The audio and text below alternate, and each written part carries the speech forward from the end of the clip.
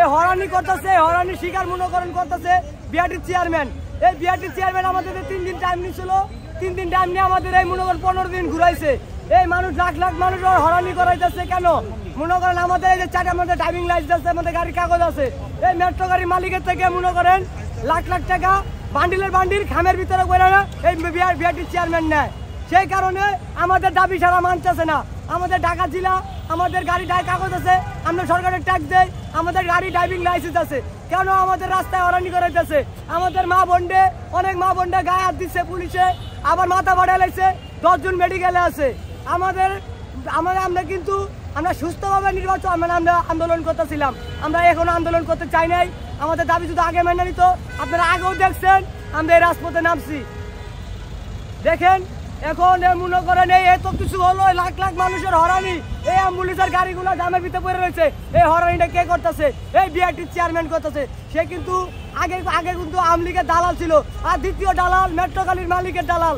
Metro মালিকের থেকে লাখ লাখ টাকা সে হাতিয়ে নেয়। এই মেট্রো গাড়ি, এই গাড়ির দাম 2 লাখ, এই গাড়ি কেমন 27 লাখ টাকা হলো, 30 লাখ টাকা হলো।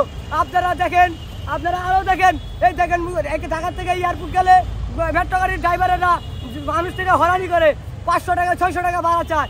আমরা 200 টাকা 150 টাকা হলে আমরা যাবো কেন? এই হরানিটা কে করাইতেছে? এই বিআরটির সরকার মেনে করাইতেছে চেয়ারম্যান। এই বিআরটির চেয়ারম্যান হলো দালাল, আওয়ামী লীগের দালাল ছিল, এখনো এই দালালটাকে আমরা পদত্যাগ চাই। এই দালালটা আমরা রাখবো না, এই দালালের পদত্যাগ চাই আমরা। এই আওয়ামী লীগের দোসর 5ই আগস্টের কথা কি ভুলে গেছে নাকি? এই 5ই আগস্টে এই পুলিশ বাহিনী যেভাবে ছাত্র সহ জনগণের গায়ে হাত তুলেছিল, সেই একই কায়দায় আমাদের শ্রমিক ভাইদের গায়ে হাত তুলেছে। আমরা তার বিচার চাই। আমরা এই বনানী থানায় মামলা করব। একটা মহল স্বৈরা শাসকের দালাল বর্তমান পুলিশ প্রশাসনের মধ্যে আছে, কিছুগুলো চাটাই করা হয়েছে, আর কিছুগুলো ওই হাসিনার কুত্তা, এইগুলো আমাদেরকে আক্রমণ করা হয়েছে। গুলি করবেন, কয়জন গুলি করবেন? আমাদেরকে চোখ রাঙ্গানো দেখাবেন না, অস্ত্র দেখাবেন না। অস্ত্র দেখানোর পিঠটা 5ই আগস্টে খাইছেন তো, কার নাই ভাই? আমরা বৈধ দাবি নিয়ে এসেছি, আমাদের দাবি মানতে হবে।